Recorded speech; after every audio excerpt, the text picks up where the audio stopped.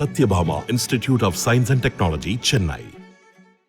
தேர்தல் பரப்புரைகளில் புதுமை புகுத்திக் கொண்டே இருக்கும் அரசியல் கட்சிகளுக்கு தற்போது AI தொழில்நுட்பம் புது கருவியாக மாறியுள்ளது. அது குறித்து விவரிக்கிறது இந்த செய்தி தொகுப்பு. இன்றைய தொழில்நுட்ப யுகத்தில் தவிர்க்க முடியாத அம்சமாகிவிட்டது AI தொழில்நுட்பம்.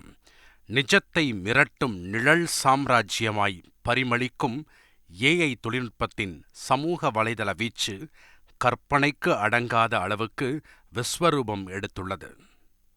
பிரபலங்கள், மண்ணுலகை விட்டு மறைந்தவர்கள், அரசியல் கட்சி தலைவர்கள் என நேரில் பார்க்க முடியாதவர்களுக்கு உருவமும் குரலும் கொடுத்து அசத்தி வருகிறது.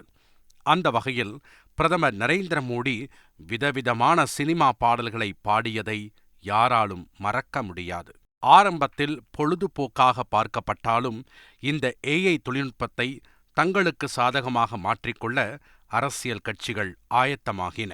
அந்த வகையில் கலைஞர் நூற்றாண்டு நூலகம் திறப்பு விழாவின் போது AI தொழில்நுட்பத்தின் மூலம் கலைஞரின் உருவம் வடிவமைக்கப்பட்டு அவர் கண்முன் அமர்ந்து உரையாடுவது போல தத்ரூபமாக காட்சிப்படுத்தப்பட்டது.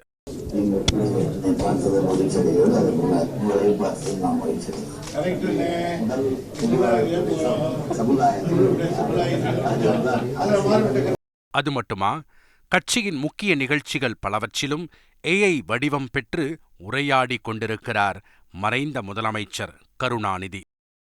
சமத்துவ சமுதாயம் மலர், ஜனநாயகம் மீட்டெடுக்க, மத நல்லிணக்கத்தை நிலைநாட்ட கூடுவோம் சேலத்தில், உரிமை குரலை உயர்த்துவோம், மாநில உரிமைகளை மீட்டெடுப்போம், இரு வண்ணக்கொடி உயர்த்துவோம், நாடும் நமதே, 40 நமதே. வாய்ஸ் குளோனிங், அவதார் செலக்ஷன் என சாம்பிளுக்கு புகைப்படமும் ஒரு ஆடியோவும் இருந்தால் போதும், ஒரு காலத்தில் தமிழகத்தை ஆண்ட ஆளுமைகளை தேர்தல் பிரச்சாரத்தில் ஈடுபடுத்திவிடலாம். அந்த வகையில் நாடாளுமன்ற தேர்தல் நெருங்கிக் கொண்டிருக்க AI தொழில்நுட்பத்தை பிரச்சார கருவியாக கையில் எடுத்துள்ளன அரசியல் கட்சிகள்.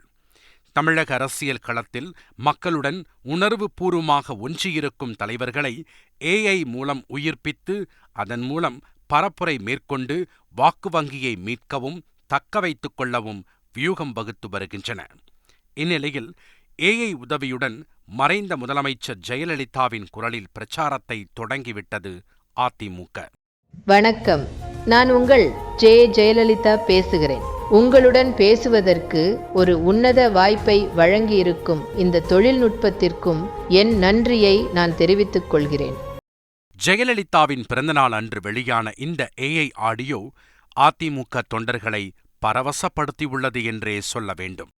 என் பிறந்த நாளான இன்று உங்களிடம் நான் கேட்டுக்கொள்வது, அதிமுகவின் மக்களாட்சி மீண்டும் அமைய வேண்டும். நம் கழகத் தொண்டர்கள் அனைவரும் என் வழி நின்று தலைமை பொறுப்பேற்றிருக்கும் சகோதரர் எடப்பாடி பழனிசாமி அவர்களின் கரத்தினை வலுப்படுத்த வேண்டி கேட்டுக்கொள்கிறேன். டிஜிட்டல் மயமான உலகில் நவீன தொழில்நுட்பத்தின் அணுகுமுறை மிக பயனுள்ளதாக இருக்கும் என்பதால் பல அரசியல் கட்சிகளும் இந்த AI முறையை ஃபாலோ செய்ய உள்ளன. அந்த வரிசையில் அதிமுக, திமுக மட்டுமின்றி தேமுதிகவும் பாஜகவும் AI தொழில்நுட்பத்தை கையில் எடுக்கும் என எதிர்பார்க்கப்படுகிறது. அந்த வகையில் வரும் நாடாளுமன்ற தேர்தலில் மோடியும் ராகுலும் தமிழில் வாக்கு சேகரிப்பார்கள்.